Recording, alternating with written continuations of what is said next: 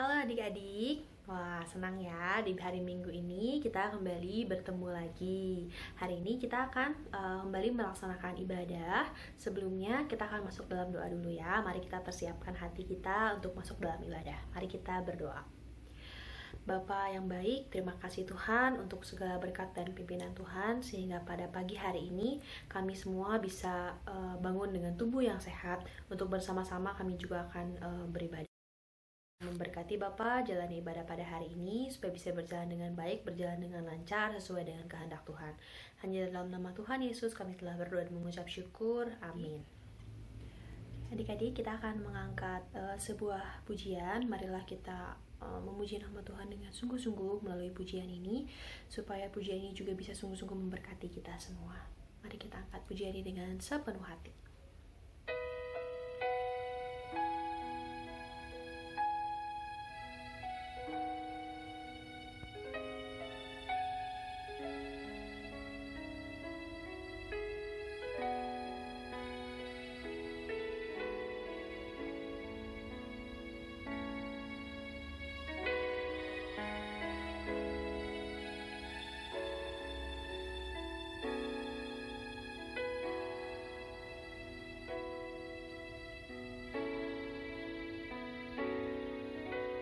Betapa dahsyat Engkau Tuhan, Pencipta segala yang ada, dulu sekarang sampai selamanya. Hanya Engkau Tuhan, tak terselami pikiranmu, tak terukur panjang setiamu, dulu sekarang sampai selamanya. Hanya Engkau Tuhan, ku sembah Engkau Yesus. Hanya Engkau Allah di hidupku, tiada yang lain, hanya Kau, hanya Engkau Tuhan selamanya. Kau tetap Allah, walau dunia semua bergoncang,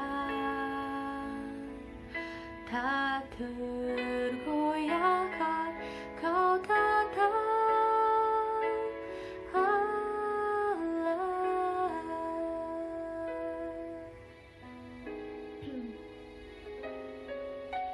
Firman Tuhan dalam Mazmur 96 ayat yang keempat berkata, sebab Tuhan maha besar dan terpuji sangat, Ia lebih dahsyat daripada segala Allah.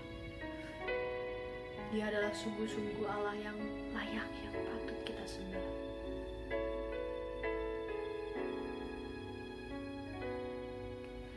Tak terselami pikiranmu, tak terukur panjang setiamu, dulu sekarang sampai selamanya. Hanya Engkau Tuhan, ku sembah Engkau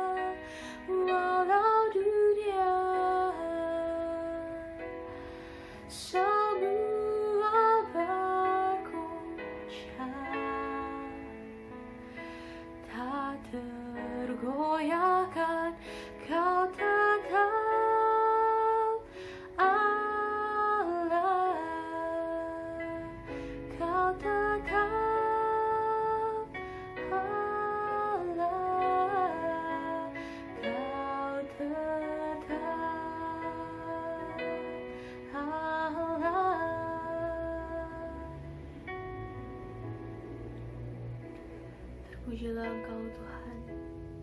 Terima kasih ya Bapa atas segala berkat dan pimpinan-Mu. Biarlah Tuhan setelah kami akan mendengarkan sebagian dari firman-Mu. Biarlah Engkau yang memberkati Bapa untuk firman ini. Biarlah boleh sungguh-sungguh kami hidupi, boleh sungguh-sungguh kami dengar, kami lakukan dalam kehidupan kami sehari-hari.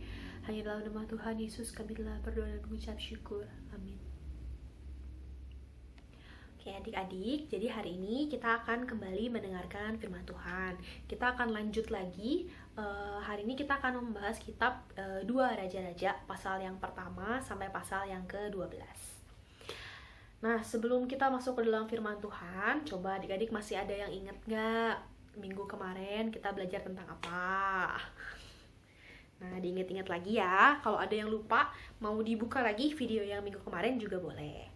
Tapi hari ini kita akan lanjut ke dalam kitab 2 Raja-Raja. Nah, jadi adik-adik, pada awalnya kitab Raja-Raja ini sebetulnya merupakan satu buku, satu kesatuan, satu kitab yang panjang. Tapi kemudian ketika diterjemahkan ke dalam bahasa Yunani dan bahasa Latin, itu kitabnya dibagi menjadi 2 bagian. Jadi kitab 1 Raja-Raja dan juga kitab 2 Raja-Raja. Nah, yang akan kita bahas hari ini adalah kitab 2 Raja-Raja. Kitab ini diawali dengan akhir masa pelayanan dari Nabi Elia. Nah, Nabi Elia ini ketika di akhir masa pelayanannya, dia harus menyerahkan pelayanannya itu kepada seorang nabi yang baru yang akan menggantikan dia, yaitu adalah Nabi Elisa. Nah, kita mau bahas bagaimanakah caranya Nabi Elia ini memanggil atau menyatakan panggilan Tuhan kepada Nabi Elisa. Nah, kita akan lihat, kita mundur sedikit ke kitab 1 Raja-Raja pasal yang ke-19 ayat yang ke-19, kita baca ya. Setelah Elia pergi dari sana, ia bertemu dengan Elisa bin Safat yang sedang membajak dengan 12 pasang lembu, sedang ia sendiri mengemudikan yang ke-12. Ketika Elia lalu dari dekatnya, ia melemparkan jubahnya kepadanya. Jadi Elia ini melemparkan jubah miliknya kepada Elisa. Lalu Elisa meninggalkan lembu itu dan berlari mengikuti Elia. Katanya, biarkanlah aku mencium ayahku dan ibuku dahulu, lalu aku akan mengikuti engkau. Jawabnya kepadanya, baiklah, pulanglah dahulu dan ingatlah apa yang telah kuperbuat kepadamu. Lalu berbaliklah ia daripada Elia, ia mengambil pasangan lembu itu, menyembelihnya dan memasak dagingnya dengan bajak lembu itu sebagai kayu api. Ia memberikan daging itu kepada orang-orangnya, kemudian makanlah mereka. Sesudah itu bersiaplah ia, lalu mengikuti Elia dan menjadi pelayannya. Nah, adik-adik, sejak saat dari Elia menyatakan panggilan dari Tuhan kepada Elisa untuk menggantikan dia sebagai nabi dengan cara memasangkan jubahnya kepada Elisa, Elisa ini menjadi pelayannya Elia. Dia mengikuti Elia kemanapun dia pergi. Hingga pada suatu ketika, tibalah saatnya bagi Nabi Elia untuk dipanggil oleh Tuhan.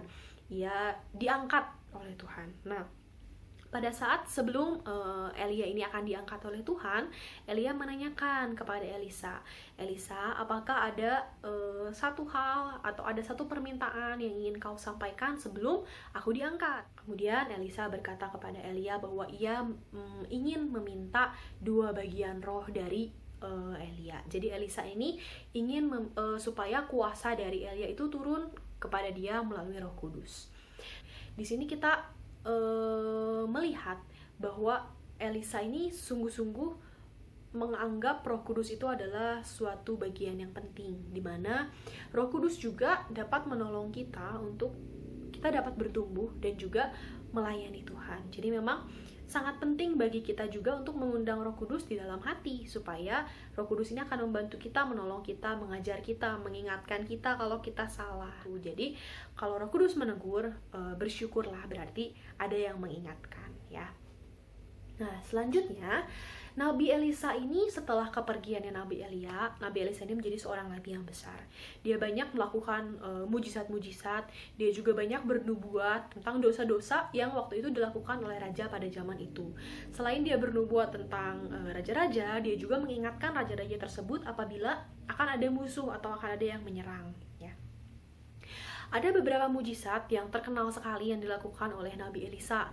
Salah satunya dia pernah menyelamatkan anak seorang janda yang ketika itu, jadi si janda ini dia mempunyai hutang, dia tidak bisa membayar hutangnya, kemudian anaknya ini akan diambil menjadi budak. Nah, tapi ya namanya naluri seorang ibu ya, mana ada sih ibu yang mau kan anaknya diambil jadi budak. Sehingga ibu ini meminta tolong kepada Nabi Elisa, apa yang kira-kira bisa saya lakukan supaya jangan sampai si anaknya ini dijadikan budak. Kemudian Nabi Elisa berkata, ibu di rumah punya apa gitu kira-kira yang bisa dipakai untuk membayar hutang. Dia bilang, nggak ada, saya cuma punya minyak aja, itu juga nggak banyak gitu. Kemudian Nabi Elisa berkata, kamu coba cari tempayan-tempayan, kumpulin sebanyak-banyaknya dari tetangga-tetangga, bawa masuk ke rumah, kemudian tuangkanlah minyak yang kamu punya ke dalam tempayan-tempayan itu sampai penuh. Kemudian hal itu dilakukan oleh si ibu janda tadi. Dia mengisi tempayan-tempayan itu satu persatu, semuanya sampai penuh, sampai semua tempayan itu semuanya sudah terisi penuh, nggak ada lagi sisa tempayan yang bisa diisi. Kemudian akhirnya berhenti, si minyak itu tidak mengalir lagi.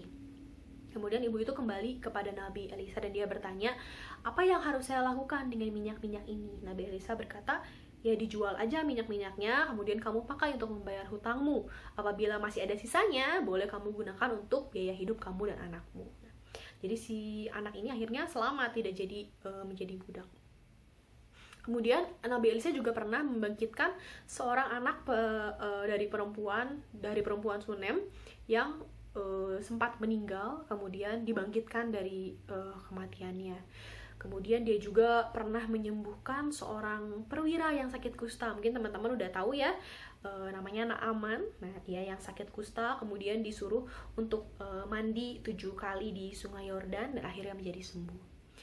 Kemudian Nabi Elisa ini juga seringkali menyelamatkan raja-raja Israel dari musuh-musuhnya dan juga menyelamatkan bangsa Israel dari waktu itu ada bencana kelaparan karena mereka ini lagi dikepung sama Raja Aram sehingga nggak ada makanan, mereka nggak ada minuman, uang nggak ada, nggak bisa, pokoknya sengsara lah gitu ya. Dan pada akhirnya diselamatkan melalui Nabi Elisa. Nah, jadi kita melihat di sini bahwa Nabi Elisa ini sungguh-sungguh merupakan nabi yang disertai Tuhan, karena tentu saja ia adalah nabi yang mendengarkan dan taat kepada perintah Tuhan. Kita belajar ya dari Nabi Elisa ya, menjadi anak-anak Tuhan yang taat. Nah, kemudian kita lanjutkan kisah di dalam kitab 2 Raja-Raja ini kembali membahas tentang siapa aja raja-raja yang pernah menjabat di Israel dan di Yehuda. Jadi seperti yang sudah pernah kemarin diceritakan ya, bahwa kerajaan di Israel ini sudah terbagi menjadi 2, ada kerajaan Israel dan kerajaan Yehuda.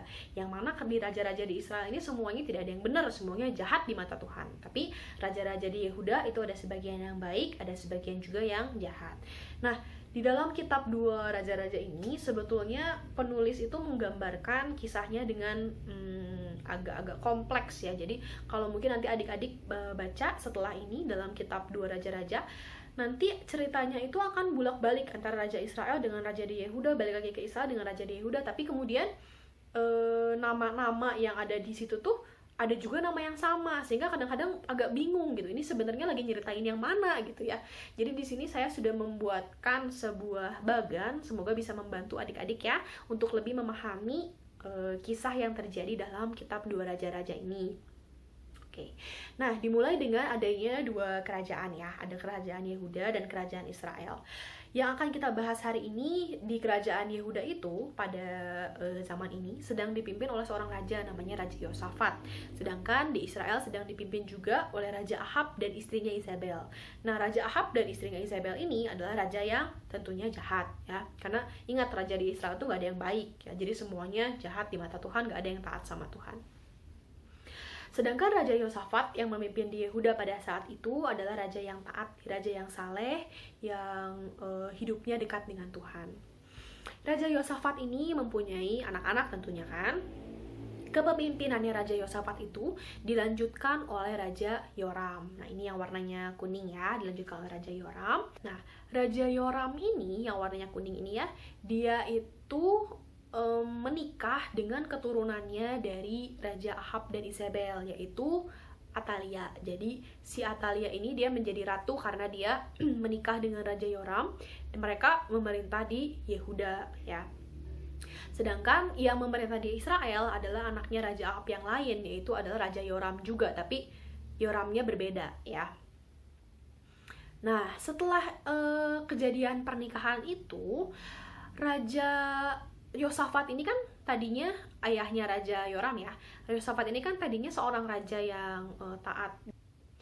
Tapi karena Raja Yoram ini mengambil seorang istri dari keturunan Raja Ahab, yang mana Raja Ahab ini kan jahat, sehingga dia itu terbawa menjadi jahat juga gitu ya, terbawa oleh istrinya menjadi menyembah berhala dan sebagainya, sehingga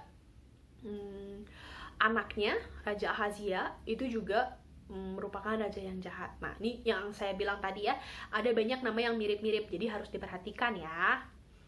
Nah, Raja Yoram dan Ratu Atalia ini, mereka punya anak, namanya Raja Ahazia, yang melanjutkan kepemimpinannya.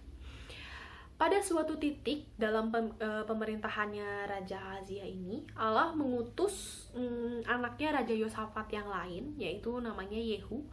Yehu ini diutus untuk memusnahkan semua kerabat-kerabat dan keturunannya Raja Ahab. Sehingga pada zaman itu, banyak yang dibunuh ya.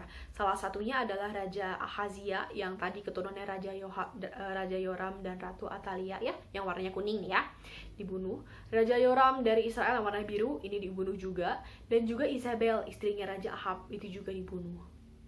Nah, setelah pembunuhan ini terjadi, dilanjutkan dengan pembunuhan orang-orang atau umat-umat di Israel yang menyembah berhala. Itu semuanya juga dihabisin ya. Nah, setelah peristiwa itu, karena si Raja Ahazia ini kan mati nih ceritanya, jadi kan kepemimpinannya kosong. Harusnya dilanjutkan oleh anaknya, betul, cucunya Ratu Atalia kan. Nah, ini kan Raja Yoram dengan Ratu Atalia kan menikah, punya anak Ahazia, Ahazianya dibunuh, jadi kepemimpinan kan kosong. Nah, Ratu Atalia ini adalah seorang nenek yang jahat gitu ya, nenek yang jahat. Kenapa disebut nenek yang jahat? Karena setelah kematian putranya, kematian Raja Ahazia, dia itu memerintahkan untuk membunuh semua keturunannya. Jadi cucu-cucunya sendiri itu sama dia dibunuh, sehingga dia bisa menjadi ratu, memimpin kerajaan Yehuda. Nah, kebayang ya betapa jahatnya nih ya, cucunya sendiri aja rela dibunuh supaya dia bisa menjadi ratu. Akhirnya dipimpinlah kan oleh si Ratu Atalia, kerajaan Yehuda ini. Ternyata tanpa diketahui oleh Ratu Atalia, ada seorang keturunannya dari Raja Ahazia yang diselamatkan oleh seorang imam, namanya adalah Yoas ya. Yoas ini ketika kakak-kakaknya itu pada dibunuh, dia diselamatkan dan disembunyikan di dalam bait suci selama 6 tahun. Jadi 6 tahun Ratu Atalianya nggak tahu. Ketika Yoas berumur 7 tahun, dia diurapi oleh Imam Yoyada sehingga menjadi raja atas Yehuda. Waktu Ratu Atalia mendengar bahwa kepemimpinannya ini sudah diambil alih, dia sudah bukan ratu lagi. Stres nih si Ratu Atalia nih ya. Dia berusaha untuk membunuh Yoas, tapi pada akhirnya malah dia yang dibunuh. Jadi akhirnya Ratu Atalia juga dibunuh. Nah, Yoas ini adalah raja yang baik, meskipun dia usianya masih sangat muda ya, umur 7 tahun udah menjadi raja. Kalian aja anak-anak remaja sekarang mungkin umurnya udah belasan tahun ya, pengen jadi raja. Nah, tapi ini Raja Yoas ini umur 7 tahun dia sudah dinobatkan sebagai raja. Tapi untungnya karena dia dipimpin, dituntun oleh Imam Yoyada, sehingga dia bisa menjadi raja yang baik. Tapi tetap aja lah, namanya raja manusia, tetap aja tidak sempurna ya. Tetap aja dia pernah melakukan keputusan-keputusan yang buruk juga, pernah mengambil pilihan yang salah juga gitu.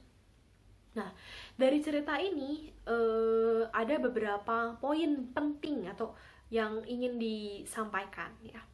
Yang pertama, nah, kita harus berhati-hati dalam bergaul, hati-hati dalam mencari teman, dalam memilih pasangan hidup. Kita belajar dari kisahnya, siapa tadi yang menikah dengan Ratu Atalia? Siapa? Raja Yoram ya. Kita belajar dari kisahnya Raja Yoram. Padahal dia papahnya itu adalah orang yang percaya Tuhan. Papanya adalah orang yang mengasihi Tuhan. Tapi ketika dia menikah dengan seorang perempuan yang tidak mengasihi Tuhan, akhirnya dia terseret. Hati-hati adik-adik juga ya. Jangan berpikir, nggak apa-apa lah, pacaran dulu aja, nanti kalau udah mau nikah baru dibawa. Hati-hati ya. Tuhan tidak mau seperti itu ya. Kalau bisa carilah pasangan yang seiman. Berteman juga, bergaul juga hati-hati, karena dengan bergaul kalau kamu bergaul dengan orang yang salah, itu cara kamu berpikir, cara kamu berbicara itu juga sangat-sangat bisa terpengaruh ya. Seperti yang sebelum-sebelumnya kita juga pernah bahas ya tentang kehidupannya Salomo. Salomo juga kan raja yang penuh hikmat, tapi di akhir hidupnya dia malah justru menyimpang gitu. Kita juga Salomo aja yang hikmatnya sebegitu besarnya, yang sebegitu cintanya sama Tuhan, bisa melenceng juga gitu ya, apalagi kita. Kemudian message yang kedua adalah kita mempunyai Allah yang sungguh-sungguh memegang kendali atas segala sesuatu. Jadi pada waktu Ratu Atalia ini berusaha untuk memusnahkan keturunannya, karena gini, waktu itu inget nggak Raja Daud, dia pernah dijanjikan oleh Allah bahwa keturunannya itu akan terus-menerus memegang tahta kerajaan. Nah, keturunannya Daud itu pada saat dibunuhin oleh Ratu Atalia itu sudah terancam punah karena satu-satunya yang selamat itu Yoas gitu. Jadi Allah ini benar-benar memegang kendali atas segala sesuatu, dan Allah juga adalah Allah yang menepati janji karena dia memelihara Yoas dari keturunan Daud, sehingga janji itu tetap berlangsung. Sehingga pada akhirnya kita tahu bahwa seorang raja yang sempurna, raja yang menyelamatkan umat manusia, itu juga berasal dari keturunan Daud, Yesus sendiri ya. Nah, jadi di sini adik-adik, saya mau mengajak kepada kita semua untuk merenungkan, maukah kita belajar untuk memandang kepada Tuhan dalam segala situasi dan dalam segala kondisi, karena kita tetap adalah manusia yang hidup di dunia yang penuh dengan dosa. Kita ini daging, kita lemah ya. Jadi kalau kita tidak sungguh-sungguh memandang kepada Tuhan, kita tidak sungguh-sungguh bergantung kepada Tuhan, itu sangat mungkin sekali kita kepeleset ya, tergelincir sehingga jatuh ke dalam dosa atau membuat kesalahan atau mendukakan hati Tuhan. Nah, mungkin adik-adik sering kali berpikir, sedikit-sedikit mah nggak apa-apa, sedikit-sedikit mah nggak apa-apa gitu ya, nyontek sedikit nggak apa-apa lah. Tapi hati-hati, ingat dosa itu selalu ada akibatnya ya. Di minggu yang lalu kita sempat belajar seperti riak air ya, yang kalau kita lempar batu ke dalam air akan ada riak-riaknya. Nah, itu adalah perumpamaan yang menurut saya sangat-sangat bagus ya untuk diingat, bahwa apapun yang kita lempar ke air itu, mau besar mau kecil, itu pasti ada riaknya ya. Jadi jangan berpikir sedikit-sedikit nggak apa-apa, sedikit-sedikit nggak apa-apa ya. Hati-hati, tetap harus tanya dulu sama Tuhan, harus cek dulu, cross check dulu sama Alkitab, baik atau enggak yang akan kita perbuat ya.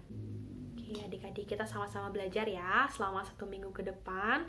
Kita belajar untuk selalu tanya sama Tuhan, apakah yang mau saya lakukan ini adalah hal yang baik atau tidak. Seperti Nabi Elisa juga ya, dia juga dalam melakukan mujizat, dalam melakukan banyak hal, dalam bernubuat, dia juga selalu bertanya sama Tuhan dan taat kepada Tuhan. Oke, yuk adik-adik, kita mau angkat sebuah pujian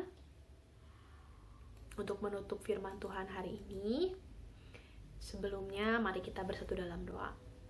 Bapa di dalam surga, kami sungguh mengucap syukur Tuhan untuk firman yang boleh disampaikan pada hari ini, di mana hari ini kami belajar Tuhan bahwa dalam segala aspek kehidupan kami ada sangat banyak hal yang bisa membuat kami tergelincir.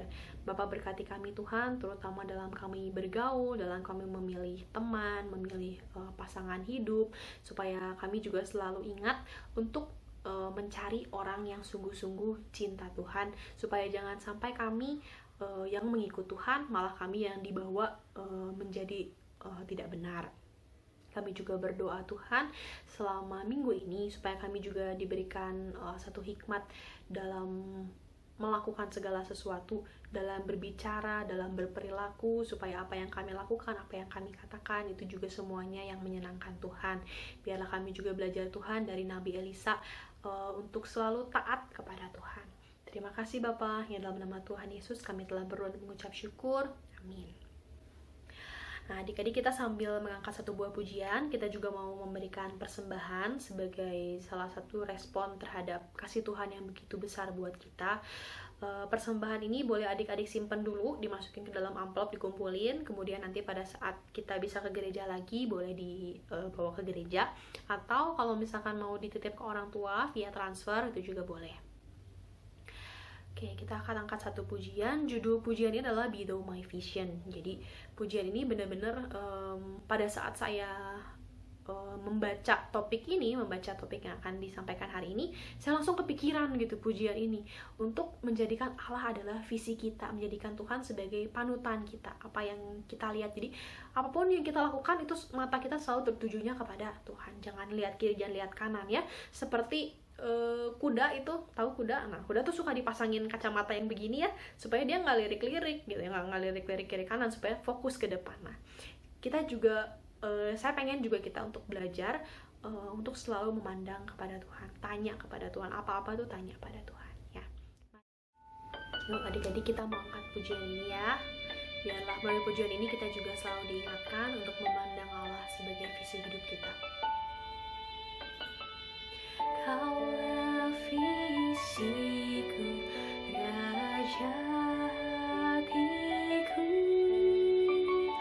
lain tak ku rindukan di Kau saja. Dalam lembut hatiku, Kau yang utama. Siang dan malam cerah wajah-Mu.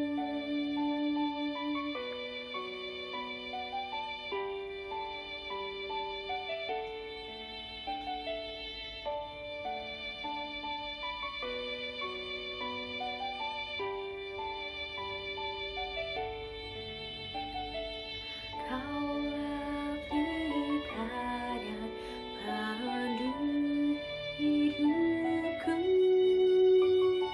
Ku mau ikuti Kau setiap waktu. Engkaulah Bapa-Ku dan ku hadap-Mu. Yang di hatiku menjadi satu.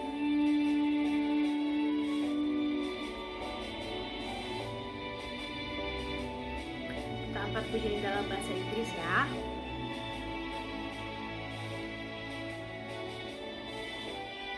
Kita sama-sama serapi kata-katanya, kita cermati kata-katanya, supaya apa yang kita nyanyikan ini tidak hanya bersuara di mulut kita saja, tapi juga kita bisa hidupi ya.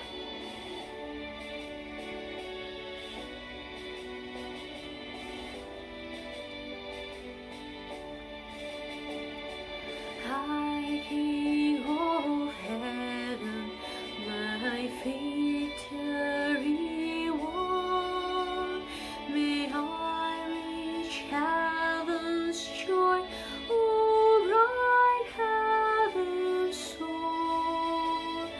Heart of my own heart, whatever before, still be my vision, oh ruler of all.